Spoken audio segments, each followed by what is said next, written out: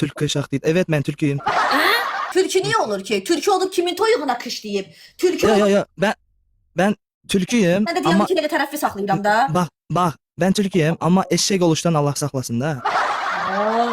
Abi meme, abi meme. Ben burada arasında yazılar ki türkü aktör derler de ben onlara hazır bir cevap verdim. Arasında bir cevap vermezsem olmaz. Nereye gitti? Nereye gitti?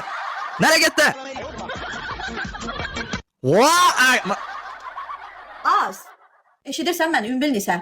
Heç kimə ziyanımız dəymir. Türkü sənsən, sənin başda oturanındır evdə. Türkü sənsən. Ayrıca da bu gördüyünüz oğlanı da tək görməyin, yaxşı? Mənə də afət deyərlər, ha. Mənə də afət deyərlər. Mənə də afət deyərlər, ha. Başa düşdünüz məni? Bunu tək görməyin, ha. Onun arxasında dağ kimi mən varam. Başa düşdünüz məni? Hə? Yaxşı eləyir. Yaxşı eləyir. Söyüş söymür, tərbiyəsizlik eləmir. Yaxşı eləyir. Qırmızı yaltaqlanım. Hə, ətcəb eləyir.